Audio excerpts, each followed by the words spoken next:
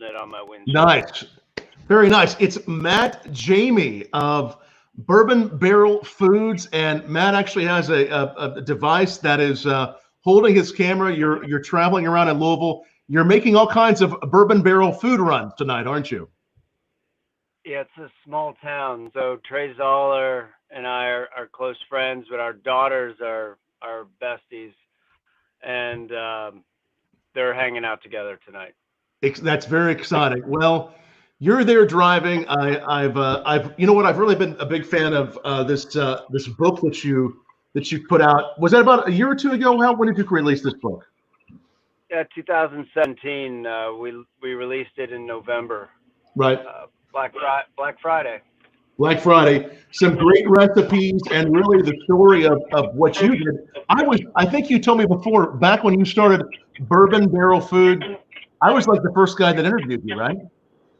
You were at Bourbon Fest. That's right, at Bourbon Fest. What year did you start it off in? 2009 or when was it? 6. Was it 6? Started in 2006. I knew it was a while back. So. My first year in Bardstown for that festival was 7 or 8. 2007, right. 2008. Yeah. Yeah. Well, it's been fun to watch what you've grown. Now there's so many people using your products across the world. How did this whole thing start? You started with the soy sauce. What really gave you this idea to start Bourbon Barrel Foods? Well, the Bourbon Barrel Foods, what it is right now, wasn't even a thought when I wanted to start my company. I wanted to do a soy sauce brewery, and I just thought that, I lived in Louisville and everything kind of lined up to make it a pretty unique product. And bourbon really, was just kind of starting in its popularity. And I thought I could ride the coattails with doing something unique like that. And then I had to figure out how to pay for it. So I started doing bourbon smoked spices, barrel-aged sauces, and then it just kind of evolved, which is,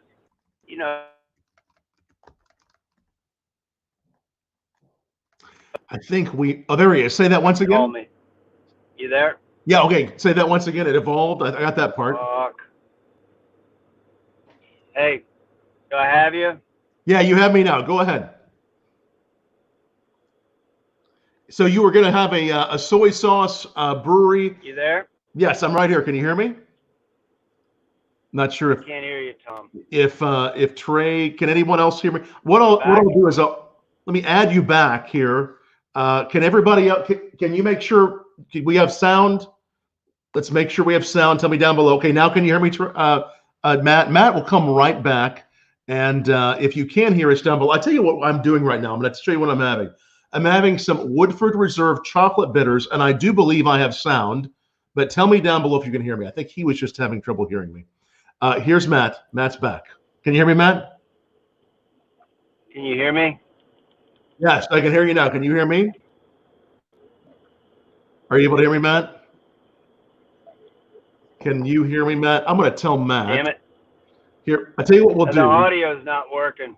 Audio is not working. I can hear you. Let me just tell Matt what's happening here. I'm going to call him up and just tell him while you all watch us drink this great drink. Hey, the audio stopped working. Okay, I have you on speakerphone here. Yeah, I could hear you just fine. If you want to just try rejoining the broadcast, just press that link I gave you, and then you should be back in with no problem. Okay. All right. Thanks. You didn't hear me swearing, did you? No, not at all. I might have, but that's okay. What we're doing, though, is we're having a Woodford Reserve chocolate bitters Manhattan that has been made with some of the Copper and Kings brandy, also from Louisville. And at the moment, Annabelle's also making for us with some Old Forester, a drink with some of the Old Forester bitters. I can just show you, there's so many bitters they have, so many great bitters. And let's see if we have, you hear us, Matt? Yeah, I'm back. Sorry. All right, you can hear us. No problem. So I was just saying, we are tasting the Woodford Reserve chocolate bitters used in a Copper and King's Brandy Manhattan is what we made. And these, tell me about what you do with your bitters. Your bitters, I've been tasting and playing with a variety of them the last day or so. What makes these bitters so unique? Well, so the relationship that I have with Woodford Reserve is I developed their cocktail products for them. Right. And about 9 years ago, Chris Morris asked us to develop some bitters. And they were all developed around the Woodford Reserve flavor wheel. And so each one of them can be used individually, or you can layer them on top of each other. They all are designed to complement Woodford Reserve, Distiller's Select, Woodford Reserve Double Oaked. And, you know, it's been a fun project for us. I think that it's been 9 years that we've been doing that for them, and they're all barrel aged. Right. So these bitters will actually go into what a used Woodford barrel, and you make the bitters, and then they go into the used barrel. Yep, it's just that simple. About how long do you age them for? They're in there about 6 weeks. You know, About 6 weeks. Most of what we've found is that in those used barrels, the flavor is pulled out within the first 2 to 3 weeks. 2 to 3 weeks really gets that first amount for bitters, or for your soy sauce as well? Just in general. In general. The soy sauce, it's a little different. There's about 200 identifiable flavors in soy sauce. Wow. So it's a sharp palate to pick out that charred oak. Right. But it does change the flavor. But the soy sauce is in there for a year. It's in there for a year, but a lot of that initial flavor does come in those first several weeks. I pulled up on the screen and I'm very familiar with the Woodford Reserve flavor wheel as well, and I've had a lot of fun making some flavor wheels of my own. But this particular one has the specific flavors we're really going to see in the Woodford Reserve line. Now, as you look at this flavor wheel, what were your thoughts? How did you go about the process of creating the product line to complement Woodford? Well, we did the first one we released was the spiced cherry. Okay. And so you'll see that, you know, if you go to Woodford Reserve and you're doing their tasting, you know, they give you some tart cherries, like dried tart cherries to taste. Right. All right. And then you know, you've sampled the chocolate one, so they'll give you a piece of chocolate to taste, and then they'll ask you to sip the bourbon, and it helps you to pick up on those chocolatey notes. They'll give you a little bit of sorghum as well. Right. So we do a sorghum and sassafras bitters where, you know, my company, Bourbon Barrel Foods, does a bourbon barrel aged sorghum. And so once we empty those barrels, we put the bitters in there and age it. So it's kind of pulling, you know, sorghum's a sticky, thick product. And so the bitters just kind of helps, you know, act as a spatula, I guess, to kind of scrape that extra bit that we couldn't get out of the barrel, and it goes into the bitters. Wow. You know, we do the orange as well. And then there's aromatic, which is kind of like our baseline. Maybe, you know, I could compare it to like Angostura or something. Yes. No, they're all delicious, and again, all aged for about 6 weeks in used Woodford barrels. So not only was the intention to come up with those flavors that would complement Woodford at the end of the day, but even when you first started making these, you were looking for the flavors as you made the bitters that would complement Woodford, right? Correct. And for people that are watching that, you know, they know a little bit about bitters, but they don't, you know, seeing bitters made. How do you make bitters? How do you make these? Well, bitters are called bitters because they typically are made up of one of three bitter elements in nature: quassia bark, wormwood, or gentian root. You know, they were first used in a cocktail, I don't know how many years ago, probably 100. I think the Sazerac may have been the first one where they used bitters in there. But before that, they were kind of thought of as, you know, kind of having some phytonutrient properties in them. Right. But these days in cocktail usage, bitters is more of a balancer. It's like a condiment for your cocktail. Right. It's like that butter or that ketchup and mustard that just does a little something else to it that elevates it, right? The salt and pepper. The salt and pepper, of course. Yes, yes. So the spiced cherry. I got some spiced cherry bitters here. We've been playing with all these, but again, this was just made with the Woodford Reserve products in mind, and they are delicious. Again, all these products, BourbonBarrelFoods.com is the best place to find these, right? Yeah, yeah. I don't know. I was telling you a story when we got interrupted. Yes, yes, please. You know, I feel very fortunate to be where we are, because this, like I said, was not a thought, you know, when I wrote my business plan to just make one product. Right.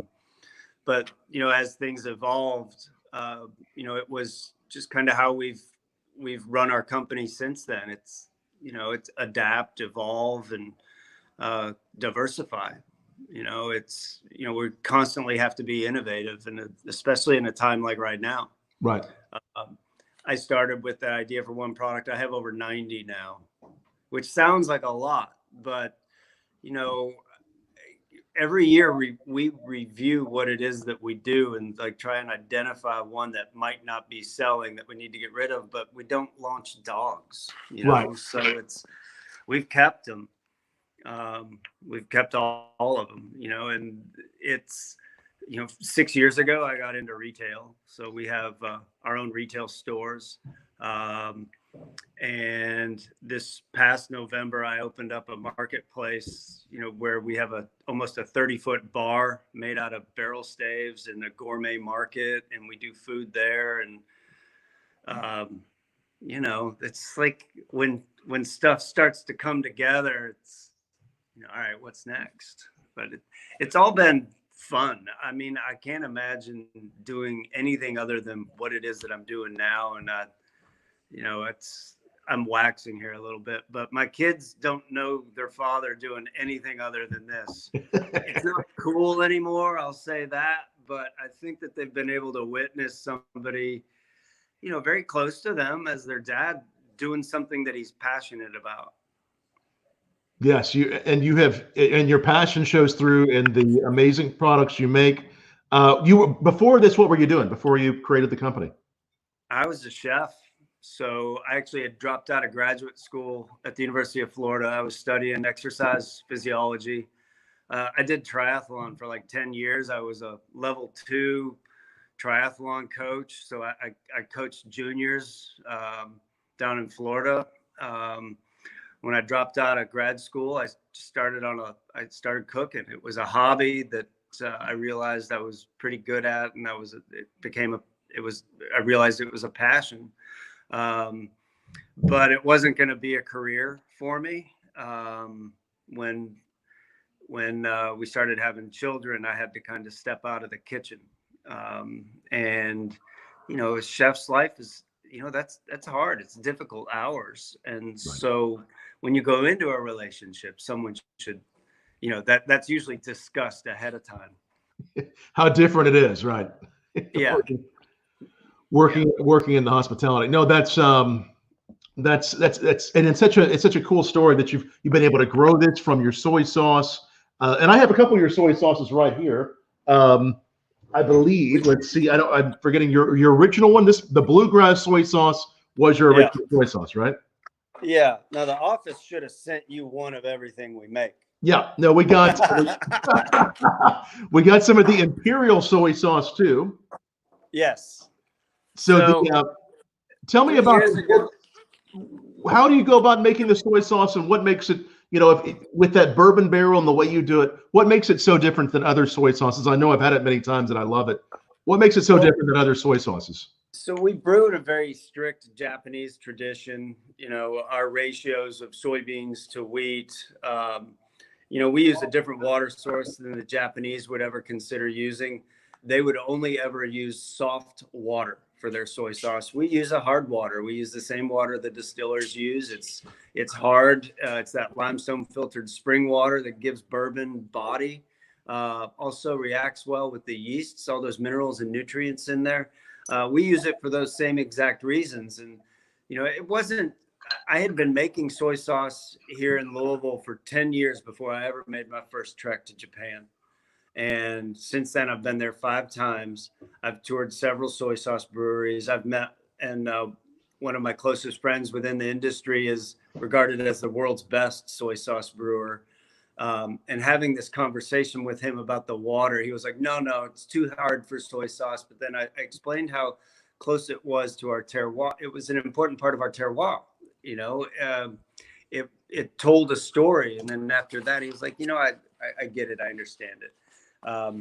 But also, you know, Americans use soy sauce in a whole different way than Japanese do. You know, we use it like we would ketchup. You know, we drown stuff in it. Right. We love those bold flavors, you know, condiments on everything. The Japanese use just enough soy sauce to enhance. It's their salt and pepper. And so if you're using it in Japan and you can't taste what it is you're actually supposed to eat, it's considered offensive to the food. Right. And so ours is different in that it has that bolder flavor. You know, if we were doing the same exact thing that they were in Japan, then how exciting would it be? Then I'd just be a, you know, blonde hair guy in Kentucky making what everybody else was making. But you're really bringing this Kentucky element to the soy sauce, which brings it all the way through the flavor. When it gets against the wood and I presume for the most part in the lifetime of Bourbon Barrel Foods, you've used all types of used bourbon barrels from different brands, different types of bourbons, different ages. Is that correct? I have. And just given the complexity of the flavors of soy, it's really hard to discern which barrel you're using. Right. So whereas with the Woodford products, we use Woodford barrels. With our product, we use whichever one's the most cost effective. Right. So this is almost never Woodford barrels. So this is going to bring the flavors of the whiskey, just like any kind of finishing would. The soy sauce will bring those flavors outside of the barrel. And then what happens? What flavors are you looking that barrel to impart? And then what happens? Well, you know, soy sauce is meaty, brothy, leathery. You know, you pick up on a little bit of that oak that's in there. You know, it's that mild sweetness that's in there. Soy sauce is sweet because of the wheat that exists in it, but it's only enhanced with those flavors that come out of the barrel. Right. So whenever it's done, is it much like a process with bourbon? You mingle different barrels together, or some of these actually like single barrels like we would have with bourbon? You get single barrel selection on our soy sauce. So these are all single barrels. If you noticed on the label, they're printed, you know, batch and bottle. This actually does. All of yours, not just this one, but all of them are single barrels. Yeah. Wow. Yeah. We get about 1,000 bottles per barrel. Yep. Yeah. I'll put that up there. So that's actually my father used to handwrite all the labels. Wow. He's almost 80. And whereas I could make him do it if I wanted, it was way too much for him. And so we took his handwriting and turned it into a font. now it's a little easier. It's actually called Big Ken. The name of the font is the Imperial Soy Sauce. That's double fermented. Then how does this one differ a little bit? Okay, so when we make our soy sauce, we cook beans, roast wheat, we inoculate those, we age them for a few days, and then we put them into a brine. Right. And the mash sits and is stirred for about a year, and then we press the soy sauce out, and then we bottle it. And a double fermented, we're taking a batch of harvested soy sauce rather than a brine, and we're taking, you know, the soybeans, the wheat. The yeast is called a koji, and we're taking that koji and putting it back into soy sauce for another 6 months. And so you can see just by looking in the barrel and tilting it back and forth and how it coats the glass, how different the two products are. Just how different it is. Yeah. Yeah. I mean, I named it Imperial. I mean, it has no way to denote what kind of product I mean, the type of product it is double fermented. I just gave it a fancy name. Yes. I love it. And then we also have Ponzu. You make a Ponzu as well.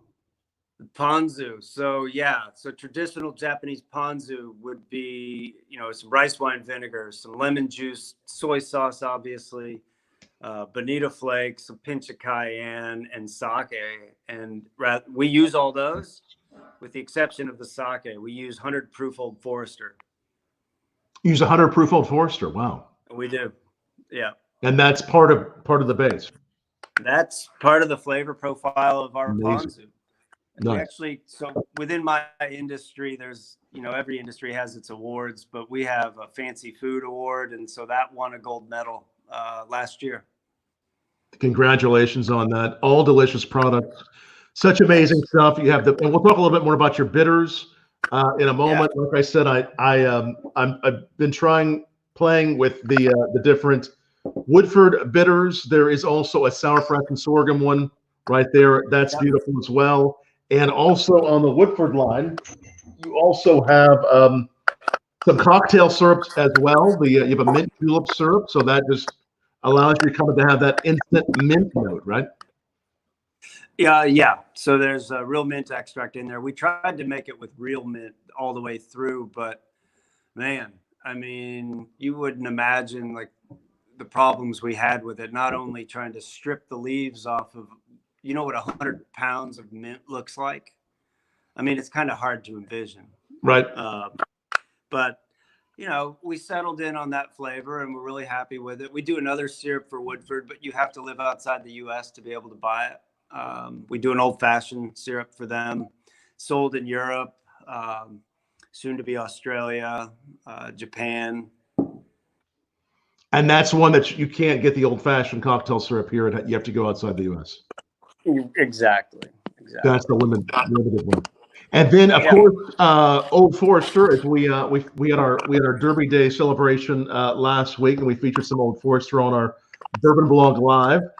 So we had some Old Forester. This next cocktail we made with Old Forester. You have an Old Forester line as well of bitters. Yes. So we worked pretty closely with Jackie on developing these flavors. She told us what she wanted, and we gave it to her. And it was. She signed off on it. So I assume she's thrilled with the flavor of them. We get nothing but compliments on them. I think they're delicious. They really are. She hit a home run with these. These are, these are special. I mean, two of them, you don't see many bitters out there that use bourbon as a base. And so two of these use 100 proof Old Forester in their base.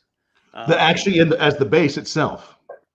Yeah, look at the ingredient list. So with the exception of the hummingbird bitters, the Bohemian and the smoked cinnamon both use 100 proof Old Forester. Oh wow! So the base, whereas with the other bitters was the bark, was other elements that you make into alcohol. This is that. Yeah, I see that. Yeah, I don't know if you can see the color. Yeah, I definitely do. I had the cinnamon up in front of me.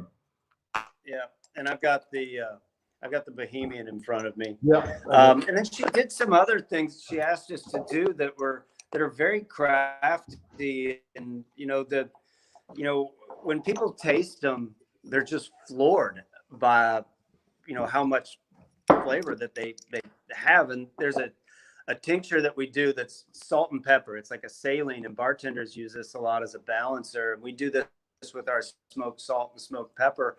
And I've had chefs come in for tastings and want to put this on their table as their salt and pepper. I mean, it's amazing. I'm going to lick some off my hand. Did you actually right here to the tincture? Yeah, I'll try it with you. Yeah, I think I noticed a recipe for, was it a muted Boulevardier on your website with that one? Is that? It's possible. Yeah. But it actually becomes like a salt. How do you make this tincture then? You're getting salt and pepper. How is this created? Well, this is easy. So we're making a brine. So it's salt, water, and then we flavor it with pepper. And they're just both smoked. And so you pick up on that smokiness, but then, the salt and pepper combination is balanced just right. Like, she really knew what she was doing on this one. And that is delicious. It's one of those products that I believe in.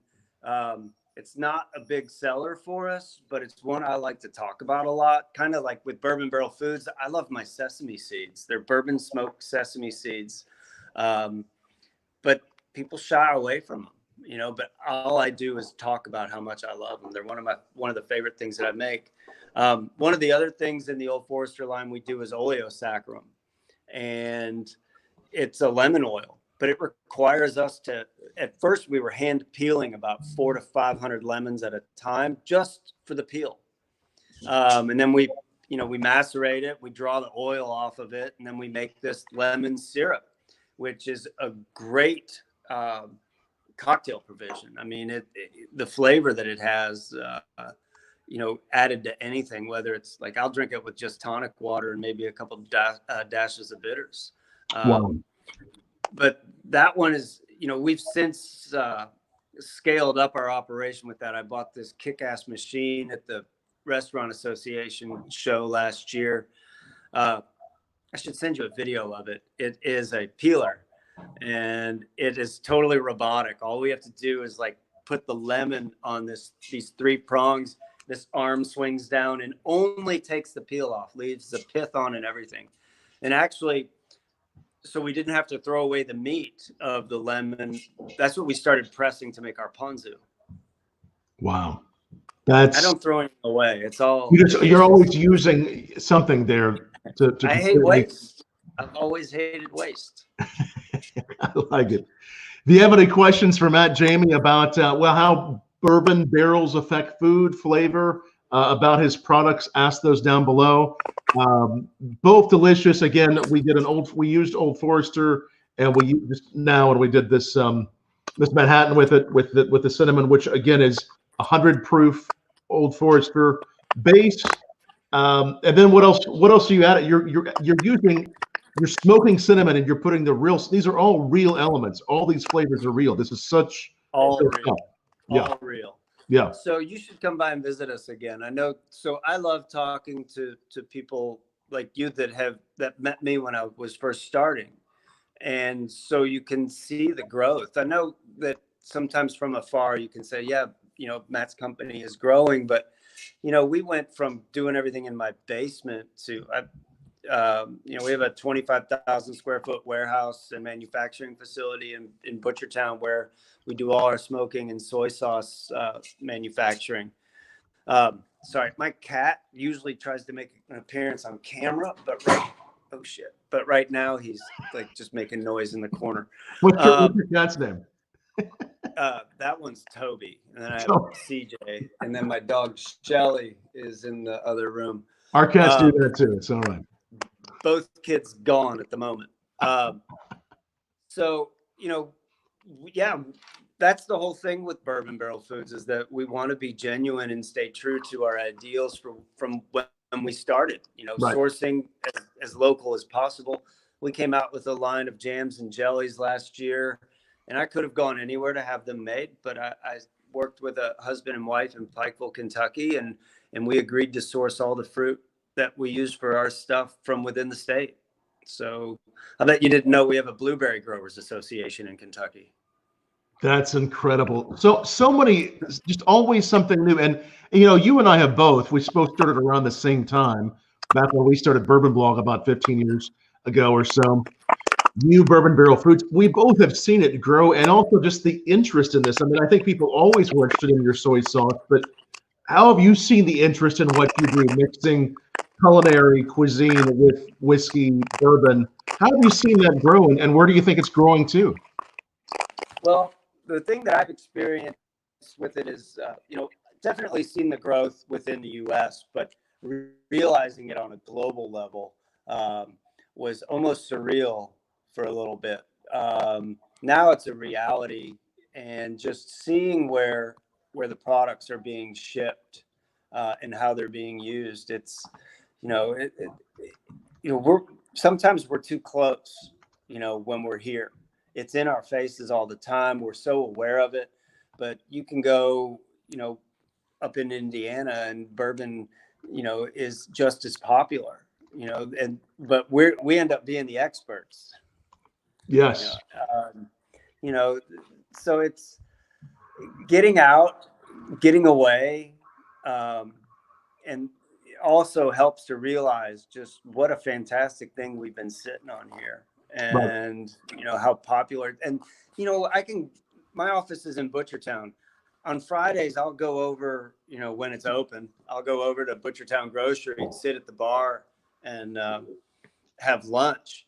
And now on Fridays, nobody is from Louisville at that bar. They're all in town. And I hope this happens again. I know this will happen again when everything opens up, but everybody there is from out of town and they're visiting. It wasn't like that when I started. When I would visit the distilleries trying to get them to buy my products, like they all had the same stuff on their shelves. So we helped with that kind of diversification. To have something new, right? Transition. They all transitioned into these welcome centers and these home places that, are there to embrace people that are coming to visit. And each experience is unique and it's so important. And that's one of the things that evolved, and that had to do with, the local, like the Louisville CVB, the state tourism board, all getting on board and realizing that, hey, this is something that we need to embrace. Right. And it's definitely been embraced, and it is so much fun to see so many people coming to visit Kentucky for the bourbon, for these products, to really get a taste of this. The jams, the jellies, all these products are available on BourbonBarrelFoods.com. And people can find all on that website. You got, tell us about the salts and peppers too, those and the sugars. Those are really a lot of fun. So salt was one of my first products. It is domestically harvested solar evaporated sea salt. We smoke it in our warehouse. I used to outsource that smoking, but we get it from the Pacific Northwest, and it just, we were buying so much salt from them that it just made sense to eventually get our own smokers. And so now we do everything in house. And when I grew up, if you asked for the salt, you got past the pepper at the same time. So, if you have salt, you got to have a pepper. And then, maybe 13 years ago, smoked paprika was one of the most popular spices on the market. And so that's why we started doing that. And even our peppers, the paprika peppers that we buy are grown domestically. So we work with a farm in Las Cruces, New Mexico for that. The sugar is just a fun one to do. It's a raw sugar. Sugar sucks in the smoke really well. I accidentally put it in my coffee one morning. I didn't think it would taste good, but it really does. And some of the other things we do just kind of made sense. What'd you put in your coffee?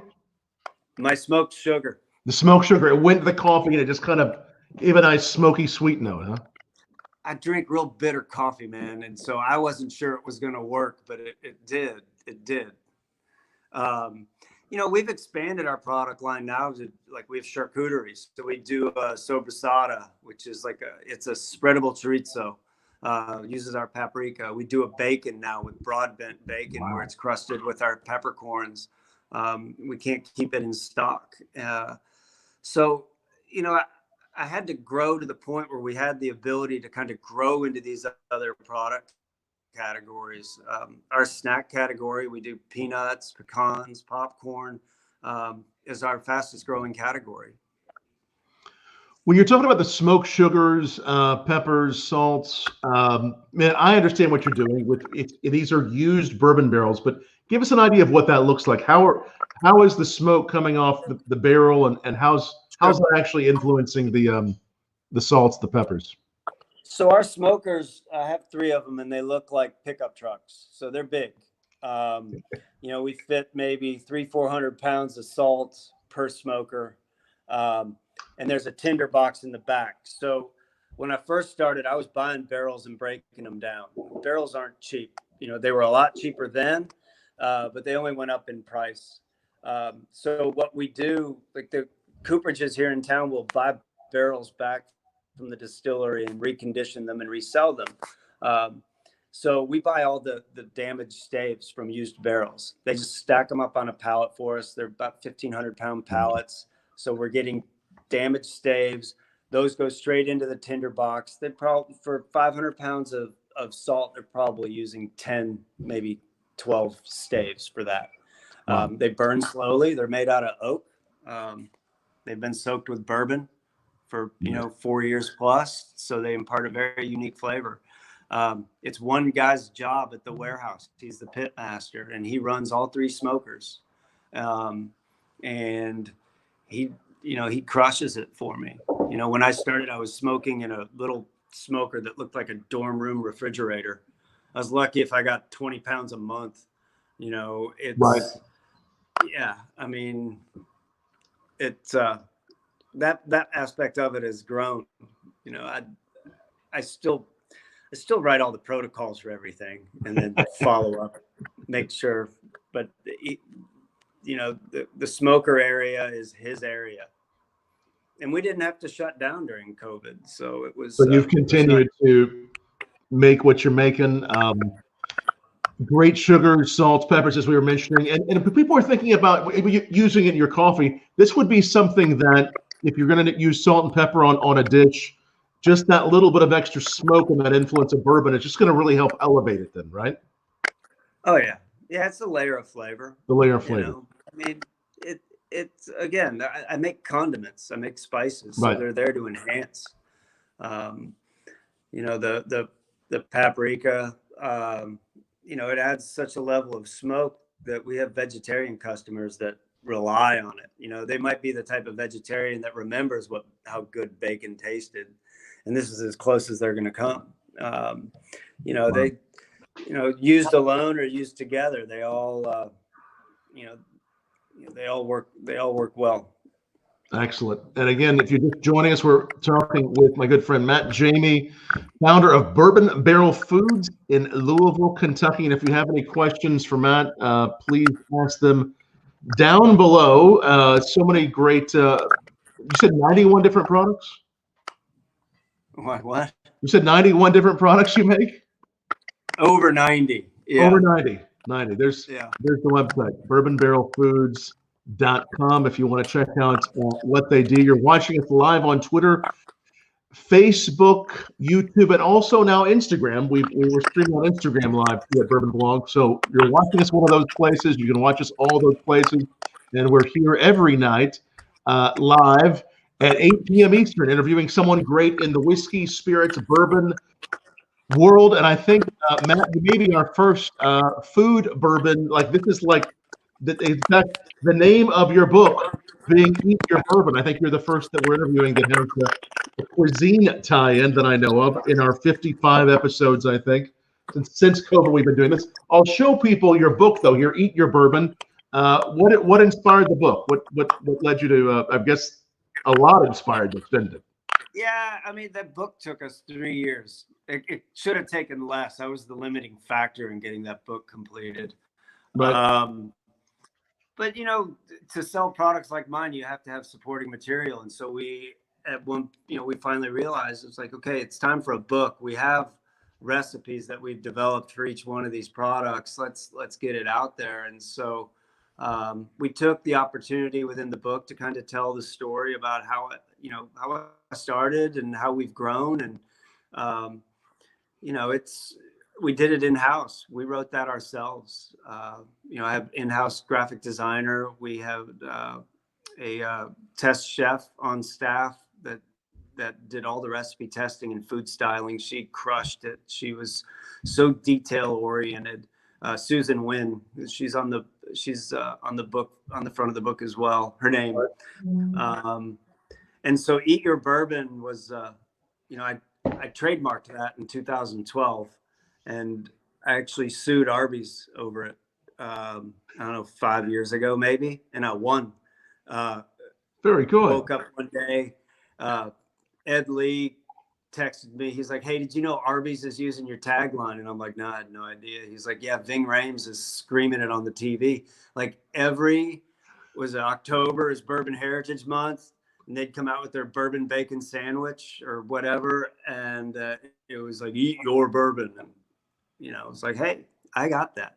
And I think they knew it was trademarked. They just didn't think I'd want it, that I would defend it. And honestly, it cost me a lot of money and I didn't win anything other than, the fact that I sued Arby's and won. I can say that. That's what you got. Now, when you sent them a cease and desist, did they continue to run it? Yeah, I called her. So you gave them a chance and they kept on going. No, they didn't keep on going. They pulled it pretty much right away. Okay. But my trademark lawyer, he said, if it's worth marking, it's worth defending. Defend it. So if you don't defend it this time, then everybody else is going to use it, and then there's precedent set, and you'll never win. So I think it cost me $5,000. We got maybe $5,000 worth of publicity out of it. Sure. And they used it again one time, but then they said, oh, we don't have any control of our independent franchisees. And I'm like, whatever. But, it went away. It went away. Now you have a story to tell, and you should. I mean, when you have a good trademark like that, it's important to defend it. And if you're going to.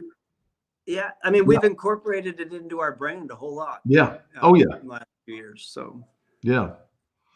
If you're going to eat your bourbon, the way to do it is with Bourbon Barrel Foods. There's no one else doing quite this array of foods with bourbon. And then you can see some of the recipes in here are donut holes and toppings. I'm going to try to show that. That one is made with the bourbon vanilla sugar, right?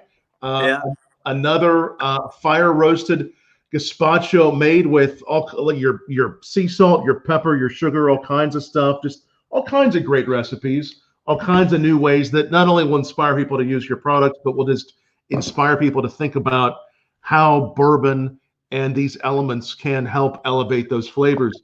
Could this happen with, talk about why bourbon is so special. Because I know there's an approachability, there's a complexity, sweetness, the umami, all these things bourbon can give. But why is it that you can use bourbon barrels and this can be so special? But what if you tried using other types of whiskey barrels, right? If this was other whiskey barrels, would it do quite the same thing? Why is bourbon so special to what you do? Well, it's because where I live mostly. Right. And I don't know, I've been doing this going on 15 years. When I first started, the barrels were free, and so they were there. And it's the same reason why Tabasco uses barrels to age their mash. Right. Because they were just piling up down in New Orleans. They had to do something with them. And so, that people were using them to age in. I mean, people have them as planters around here now because bourbon's popular. But before it was because they were cheap and everywhere and they just couldn't get rid of them, They were the place where we were buying our barrels from, where I went first, when I first started having to buy them. Prior to that, they were grinding barrels up and sending it to Churchill Downs to bed horse stalls. Now they sell every little bit of that barrel.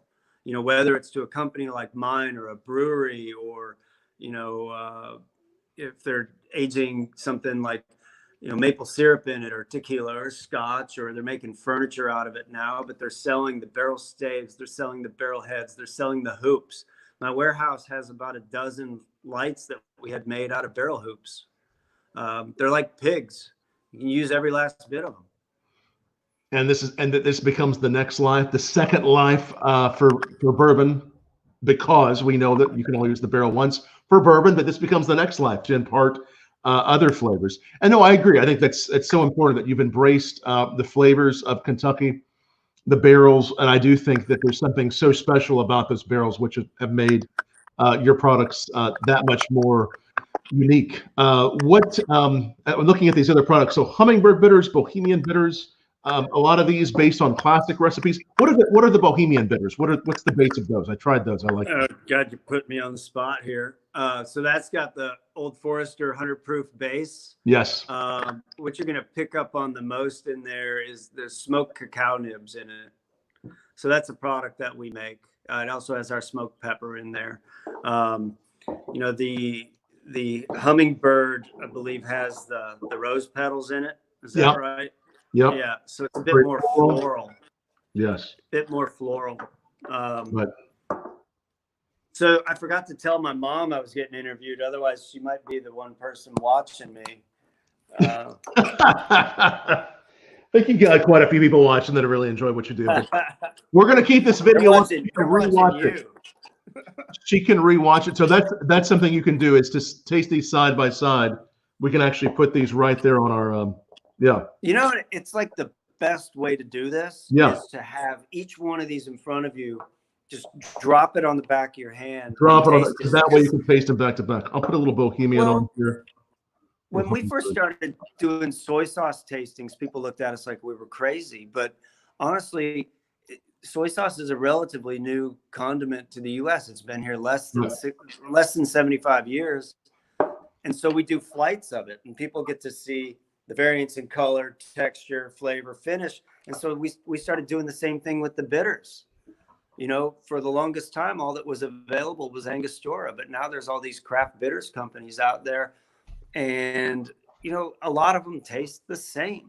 And these are all really, really unique. You know, you've got to taste them side by side. And there's some recipes on the website that Old Forester gave us that we use that balance them together, you know, that use them, you know, it's not just one or the other. It's, you know, you can add a little bit of spice, but also a little floral to it at the same time with just a drop or two.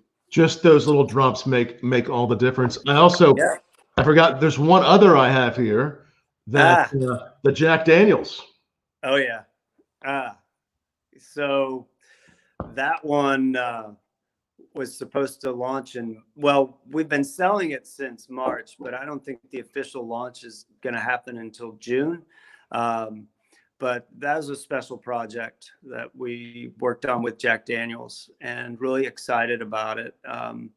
You know, I think in life, there's certain things that prepare you for certain moments. And so if I look back, you know, everything that I went through with my company, whether it was a success or a failure, was to prepare me to deal with something like this. And, you know, we're a smarter company. We move fast. You know, we move as fast as we're told sometimes. But, you know, that Jack Bitters is special. I think it's, you know, I don't drink anymore, but my favorite drink when I was drinking was a whiskey sour. And it was, putting that on top of it was just the best. Wow. Just the best. So this would be great in a whiskey sour then. And there's Jack Daniels in it. There's actually some Jack in this. So part of the base is Jack? Yeah, it is. It is. Wow. Just the regular straight Jack recipe. Yeah. Cool. Yeah, we buy drums of Jack Daniels from Lynchburg.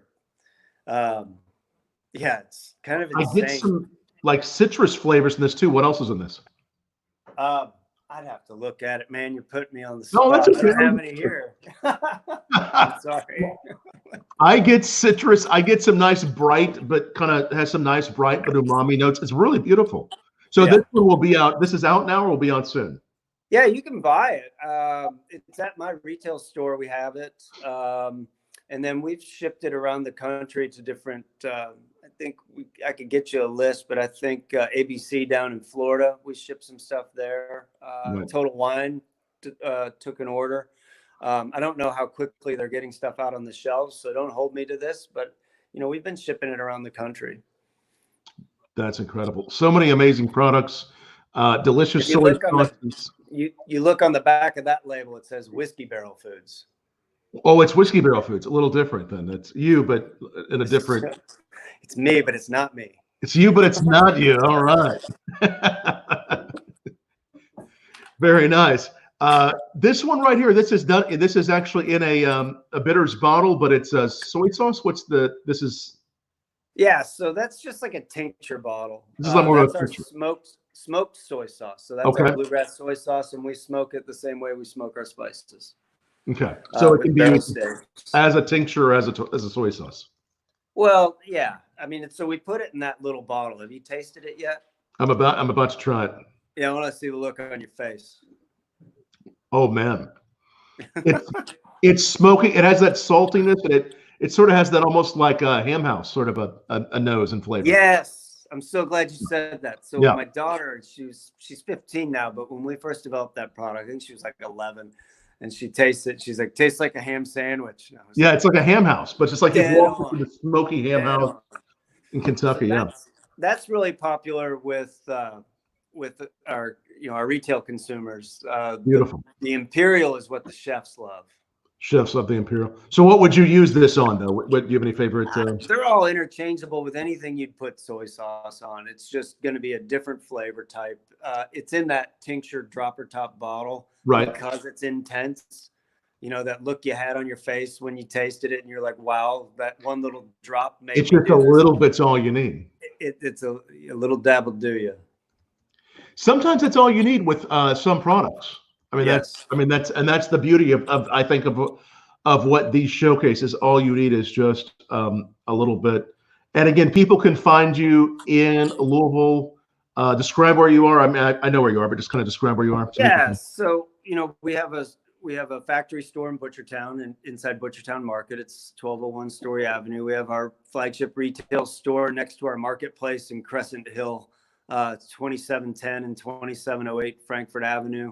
You know, we'll open up the restaurant part of it, I guess, on the 21st of this month. We also have another Bourbon Barrel Foods branded store in Logan Street Market. But you can find our products around the country, every single state, you know, in your favorite gourmet food store. Right. If you can't find it there, you tell us who they are and we'll contact them. But, you know, there was a time I could tell you exactly who had the stuff. I just can't. I don't anymore. And now there's so many people who have it. There's so many stores you can find this at. It's a good thing, but you can find it on our website easily. Yeah. It's bourbonbarrelfoods.com. Yeah, it's so many great products. The bitters, the tinctures, the soy sauce, the salts. I mean, this really will amplify a bourbon.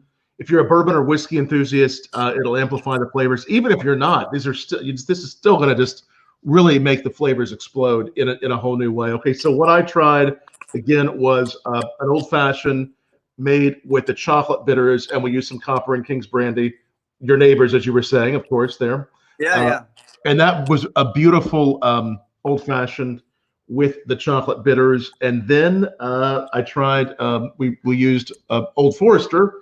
We kept it on the Old Forester angle. I used the Old Forester with the cinnamon, and that cinnamon worked so beautifully, and just gave it that spice, not overly spiced, but some really, you know, serious, real, beautiful spice that, you know, you just don't find that kind of cinnamon spice on most bitters and most cocktails. So I'm sure the home bartenders are loving this. The mixologists are loving this. What have you seen during? I mean, obviously, a lot more people, and we miss our bartenders, and we're thinking of the people in hospitality, of course, but a lot more people getting experimental with cocktails and cooking at home during COVID. What have you seen in your business, and what have you observed? What do you think's going forward from this period of time? What are your thoughts? So when this first started, you know, I pulled my team together, and, you know, we made the decision that, you know, we were going to push people towards our website. And, you know, we had our website functions extremely well, even when it's not COVID. I mean, it's probably about maybe 15 to 20% of our revenue, but it has exceeded that in the last 2 months, you know, giving us numbers that are kind of more along the lines of like a December for us, exceeding that. And so we were the benefit of that, able to keep our production open because of the type of place that we are. We are creating stuff for the food chain, and our marketplace could stay open because we were a grocery, you know, technically. And so we were able to keep that open. We limited the hours. But our whole thing during this was to, you know, innovate and evolve and be ready for when it's over. But, you know, my friend Edward Lee, you know, has just been crushing it with his Lee Initiative thing. And we've tried to support him as much as we possibly could. And through the month of April, we gave $1 for each product sold on our website to the Lee Initiative. Wow. Their chef relief program.